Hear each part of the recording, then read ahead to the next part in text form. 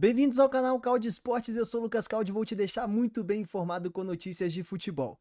Antes, não esqueça de te inscrever no canal se ainda não é inscrito e já dá aquela fortalecida com seu like, belezinha? Simbora então começar falando hoje de Arthur Jorge, sim, ele, técnico do Botafogo, indicado aí ao técnico da temporada de 2024 pelo Ovacion, beleza? Estamos aqui com os possíveis técnicos que vencerão essa premiação. Dentre eles estão aqui, né, o Gustavo Costas do Racing, o Scaloni, treinador da seleção argentina, o Diego Aguirre, sim, semifinalista da Libertadores com Peñarol, Arthur Jorge, campeão brasileiro e da Libertadores com Botafogo, além de Gustavo Alfaro, treinador da seleção paraguaia. Vale lembrar que Gustavo Costas foi campeão da Copa Sul-Americana com o Racing. Aqui estão os indicados. Para essa premiação, o técnico do Fogão, Arthur Jorge, é bem favorito realmente de levar. Lembrando que o Arthur Jorge ainda não bateu o martelo se fica, tá? Tem chegado propostas bastante tentadoras para ele assumir um clube da Arábia Saudita na próxima temporada, né? No próximo ano.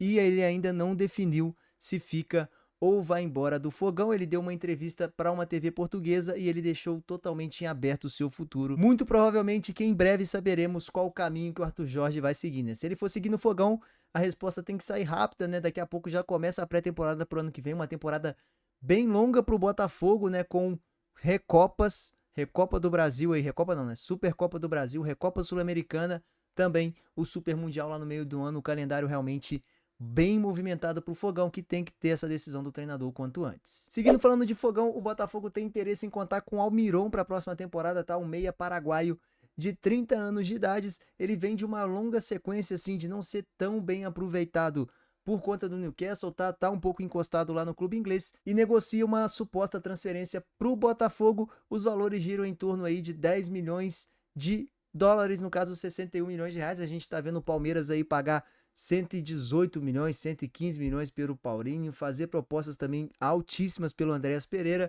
Esses valores a gente começa a achar até ok, loucura total, né? A gente achar 61 milhões de reais ok, mas na minha opinião não é tão ok assim quando se trata de um atleta de 30 anos de idade, tá? Até porque tu ter retorno com uma possível venda vai ser bem difícil, tu conta somente com retorno esportivo, não que tu não vá vender depois, a não ser que ele se destaque muito aqui, faça uma temporada totalmente fora da curva e tu venda ele para uma Arábia, por exemplo. Mas é um jogador que já jogou na Europa, para tu comprar e vender depois acima do que tu comprou um atleta de 30 anos, né? Vamos supor que ele fique 2 belos anos no Botafogo, 32.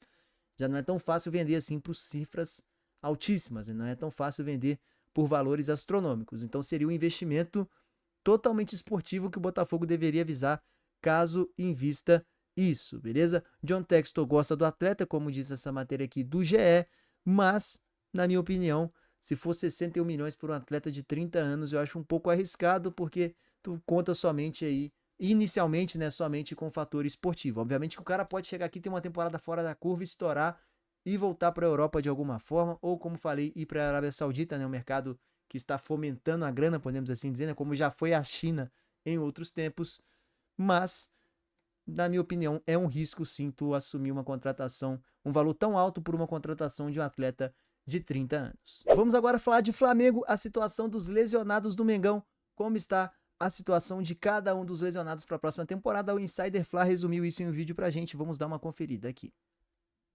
Pedro jogará o Super Mundial de Clubes da FIFA? Confira como estão e quando voltarão os lesionados do Flamengo. Everton, Cebolinha e Arrascaeta evoluem bem, vem treinando nas férias e deve estar 100% fisicamente já na pré-temporada com o elenco do Malvadão. Enquanto o Arrascaeta que ainda conseguiu jogar, né, as finais da Copa do Brasil ali, mesmo que o jogo de volta um pouco no sacrifício, o Cebolinha não, o Cebolinha perdeu boa parte da temporada para o Flamengo, né? Voltou, mas depois não foi a mesma coisa, se lesionou novamente, enfim, um ciclo sem fim de lesões do Flamengo na temporada passada. Isso, o uruguaio Matias Vinha e Pedro continuarão em seus processos individuais de recuperação.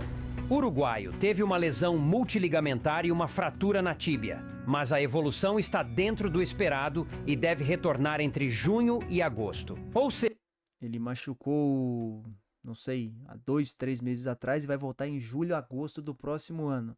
Ou seja, né, Matias Vinha não deve jogar o Super Mundial da FIFA. Muito provável que o Vinha fica fora do Super Mundial do próximo ano.